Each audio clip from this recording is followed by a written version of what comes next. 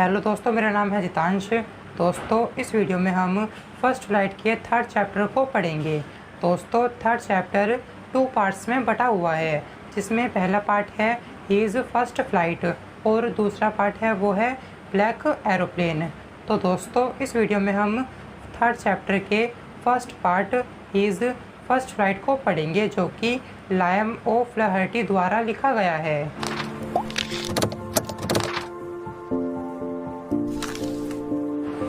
तो दोस्तों, इस चैप्टर की स्टोरी में हम पढ़ेंगे कि कैसे एक यंग सीगल जिसे उड़ने से बहुत डर लगा करता था, उसे उसकी माँ कैसे चालाकी से उड़ने की कला सिखाती है। और दोस्तों, इन बर्ड्स को सीगल बर्ड कहते हैं। और दोस्तों, ये बर्ड ज़्यादातर ओशन, लेक जैसी पानी वाली जगहों के आसपास ही पाई जाती है। और दोस्तों, किसी बिल्डिंग या माउंटेन से बाहर की ओर निकले हुए हिस्से को लेज कहते हैं। और दोस्तों, किसी ऊंचाई पर स्थित प्लेन सरफेस को प्लेट्यू कहते हैं। तो चलिए दोस्तों, इस चैप्टर की स्टोरी को अब हम डिटेल से पढ़ना स्टार्ट करते हैं।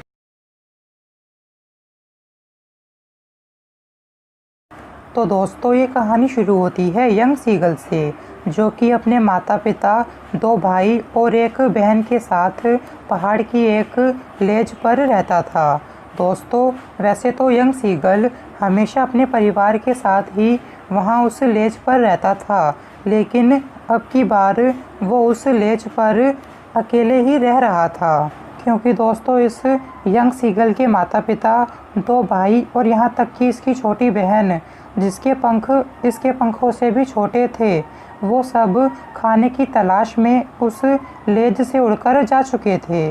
और दोस्तों, इस यंग सीगल ने भी उनके जैसे उनके साथ उड़कर जाने की कोशिश की थी, लेकिन जब वो अपने भाई बहन की तरह दौड़कर उस लेज के किनारे पर गया था और अपने पंखों को फड़फड़ाकर उसने उड़ने की कोशिश की थी, तो वो अपने नीचे मीलों लंबे समुद्र को देखकर डर गया था।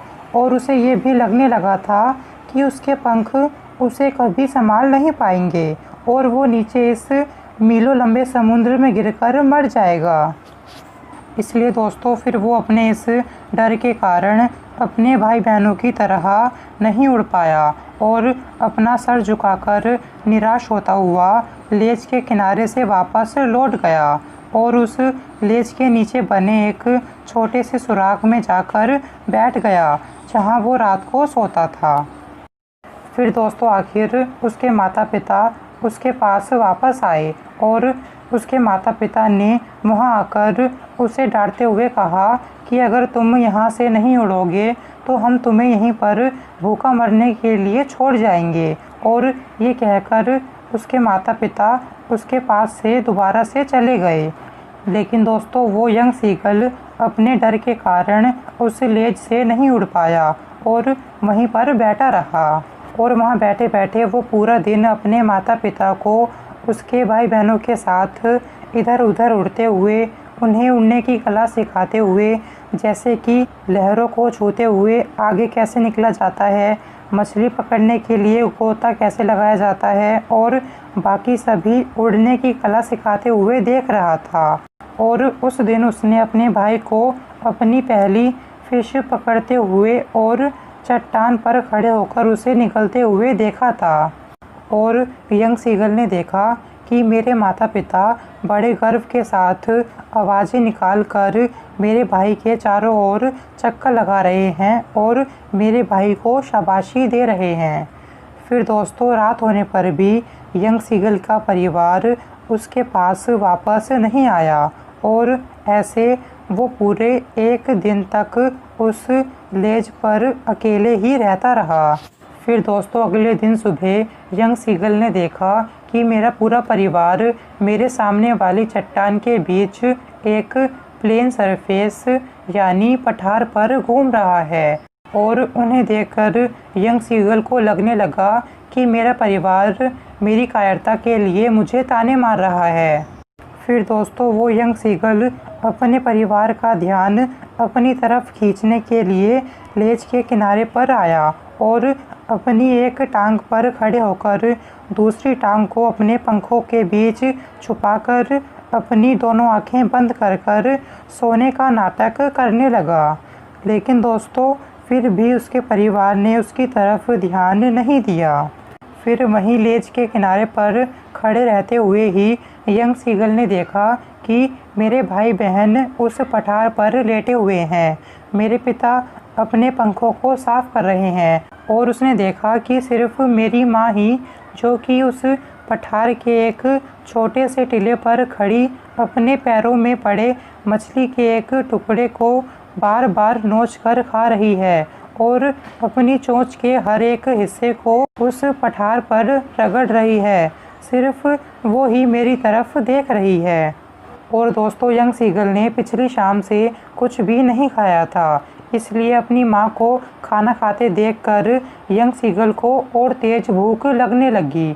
और फिर धीरे धीरे यंग सीगल की भूख बढ़ने लगी और वो भूख से पागल होने लगा। इसलिए फिर वो अपनी माँ की तरफ देखकर अपनी माँ से विनती करते हुए कहने लगा कि प्लीज़ मुझे खाना लाकर दो।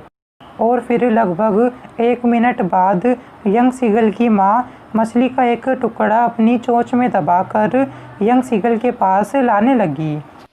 लेकिन फिर जैसे ही यंग सीगल की माँ लेज पर आकर उसके पास पहुँचने ही वाली थी तो वो अचानक से यंग सीगल से थोड़ी दूर ही रुक गई और उसके पंख भी हिलना बिल्कुल बंद हो गए।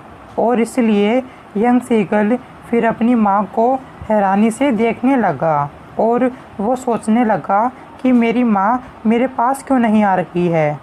फिर दोस्तों यंग सीगल ने थोड़ी देर तक अपनी माँ का इंतज़ार किया, लेकिन दोस्तों यंग सीगल को इतनी तेज़ भूख लग रही थी कि उसने अपनी माँ की चोंच में पड़े मछली के उस टुकड़े को खाने के लिए अपनी माँ की तरफ छलांग लगा दी। लेकिन दोस्तों अपनी माँ के पास जाने के लिए छलांग लगाने की वजह से यंग सीगल छलांग लगाते वक्त अपना बैलेंस नहीं बना पाया और वो एकदम से नीचे एक खाली जगह में गिर गया। और नीचे गिरते ही वो बहुत डर गया और उसका दिल भी एकदम से रुक गया और उसे सुनाई देना भी बंद हो गया। लेकिन दोस्तों ऐसा सिर्फ 1 मिनट के लिए ही हुआ था। और फिर दोस्तों जब थोड़ी देर बाद वो यंग सीगल अपने पैरों पर खड़ा हुआ तो उसे ऐसा लगने लगा कि उसके पंख बाहर की ओर निकल गए हैं और उसने महसूस किया कि हवा उसके पूरे शरीर से होते हुए गुजर रही है और हवा की वजह से वो अपने आप को हवा में ऊपर नीचे होते हुए महसूस कर रहा था। और दोस्तों हवा में अपने आप को ऊपर नीचे होते हुए महसूस करने की वजह से यंग सीगल को लग रहा था कि मैं थोड़ा थोड़ा उड़ रहा हूँ। इसलिए दोस्तों यंग सीगल फिर अपने पंखों को फड़फड़ाने लगा और फिर वो अपने पंखों को फड़फड़ाते हुए ऊपर की ओर उड़ गया। और दोस्तों इस तरह से यंग सीगल उड़ने में कामयाब हो गया।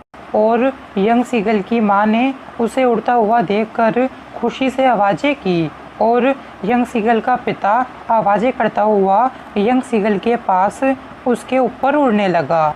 और यंग सीगल के भाई बहन भी उसके आसपास बिना पंख हिलाए उड़ रहे थे और समुद्र में डुबकी भी लगा रहे थे और उसके साथ खुशी से उड़ रहे थे। और दोस्तों अब यंग सीगल ये भूल चुका था कि उसे कभी उड़ना नहीं आता था और उसे उड़ने से बहुत डर लगता था। और दोस्तों अब तो यंग सीगल बिना किसी डर के उस मीलों लंबे समुद्र के ऊपर उड़ रहा था और उसके माता पिता और उसके भाई बहन उससे आगे जाकर समुद्र के ऊपर खड़े हो गए थे और उसे तेज आवाज़ लगाकर बुला रहे थे। इसलिए दोस्तों फिर यंग सीगल ने भी समुद्र पर खड़े होने के लिए अपनी टांगें नीचे की, लेकिन उसकी टांगें पानी में धंस गई।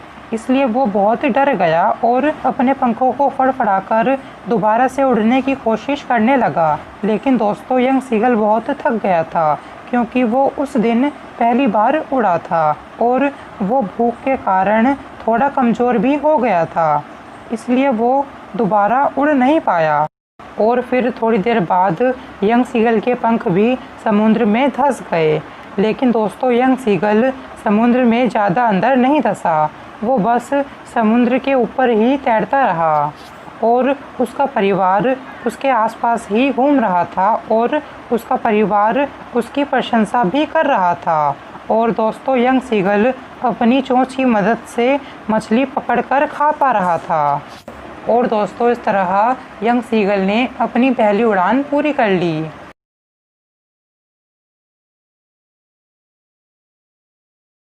तो दोस्तों, इस वीडियो में हमने फर्स्ट राइट के 3rd चैप्टर का फर्स्ट पार्ट कंप्लीट कर लिया है। और दोस्तों, अगर आपको इस पार्ट से रिलेटेड कोई क्वेश्चन या डाउट हो तो आप कमेंट करके पूछ सकते हैं।